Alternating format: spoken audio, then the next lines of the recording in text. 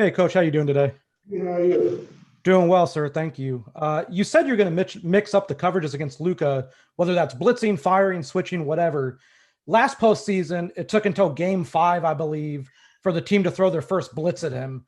You've been pretty open with us all season, which is great. So I'm wondering if you believe there's a method that you think lends itself to being more successful with a guy like him. I say you got to keep him on balance. You know, he's a great passer, a great player. So he'll pick you apart, the blitzes. So you just can't give him a steady diet of the same thing. We talked about it all season, just trying to keep guys off balance because any great player you're dealing with, they're going to be able to adjust. And they probably pretty much seen every defense that you can throw at them. So we just got to mix it up and just keep him on balance as best as possible. Thanks. We'll go next to BT. What's up, Coach Ty Lue? Hey, brother. Hey, man, how much pressure is on this team? And if there isn't any, why is that the case? And if there is, how do you deal with that? No pressure. I mean, at the end of the day, you are who you are. You want to come out and compete, play at a high level, and give it your best. You want to be the best prepared team. You want to be, the most mentally prepared team. And I think we set ourselves up for that. But, at the end of the year, it's only one winner. Not going to put any pressure on ourselves. We went out and play the game that we love, and we want to win a championship. That's our main focus, and that's how we're going to approach it. So no pressure on me, no pressure on our guys. We just want to come out and play. Thanks. We'll go next to Law. Ty, sorry I missed you Sunday. How you feeling, man? I feel good. Good. So I want to follow up on BT's question a little bit. I mean, obviously, what the playoffs are like in this city in particular, especially with championship expectations. You're used to blocking out the noise after going through the Cleveland finals runs. And, a lot of people are in their feelings about how you guys handled the end of the regular season, aggressively seeking rest and everything and getting the spot in the bracket that you wanted. I mean, how have you been able to message to your players about what the team is trying to do and being on the same page? Or is that something that you take a leadership role on, or do you leave that up to other players? I don't give a damn what anybody else thinks, and on the outside, because I'll listen to that anyway. So at the end of the day, I'm the coach of the team. We decided to go health, over anything else. We finally got our team healthy, and that's what we focus on. I mean, looking back at my Cleveland days, none of our starters played the last 2 games of the season. We took health, and that's the most important thing to me. So what people say on the outside, I don't care. I don't read Twitter and have Twitter and Insta tweet and all that. I don't care about all that. So, I'm my own man. I do what I want to do. That's how I live my life. Thanks, Ty. Next, we'll go to Tilmayer. Hey, Ty, good to see you. Sorry, I missed you as well. Hey, Tilmayer. Can you hear me now?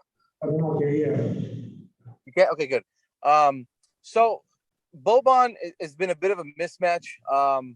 Obviously, there are things you can exploit about him, but last year was a bit of a mismatch for you guys. How are you guys better equipped to handle that kind of thing?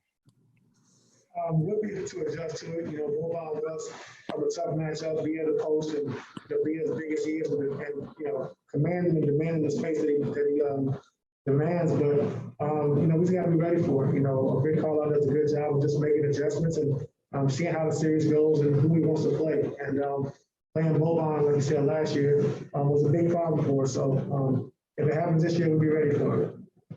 Thank you. Thanks. We'll go next to Jim Alexander.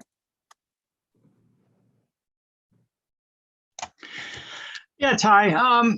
Given everything that happened last year, the guys that are back, the guys that were there last year, do you sense any, attitude, any resolution that, hey, we want to make up for what happened last year, or is it strictly thinking forward and that's all in the past?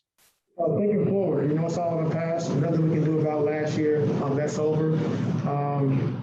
We're a different team. We're a different place. And, our mindset is just coming out competing on Saturday. That's our main focus right now. Last year, you can't do anything about that. Thank you. Next to Miriam.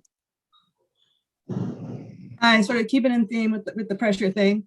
With a guy like with a guy like PG, like how, as a coach, like do you want him to like play pressure free, or do you want him to like use, you know, past his like last year's playoffs as motivation and fuel? Like where do you come down on that?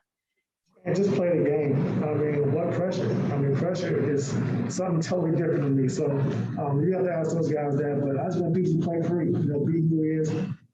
Play how he's played all season long. You know, so you know, playoffs is different. You know, they scheme for you. They try to take away certain things. That's what your best players get. You know, and they do that.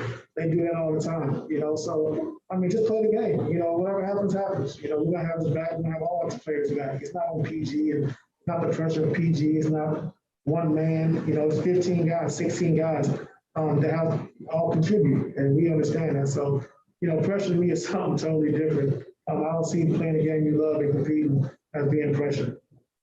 Right on. Thanks so much, man. Thanks. We have time for one more. It'll be Brad Townsend.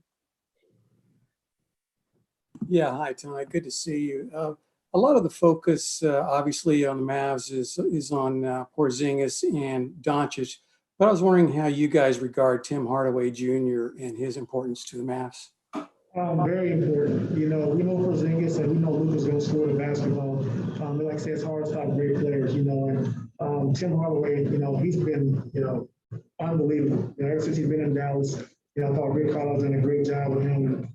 He's playing at a high level right now, and I think he's their X factor. You know, we have to really pay attention to him. A great shooter coming off screens, can put the ball on the floor. Always moving, you know, catch and shoots. So I think, you know, he's a big part of what they do, and we got to make sure we're focused in on him and try to take him out as best as we can.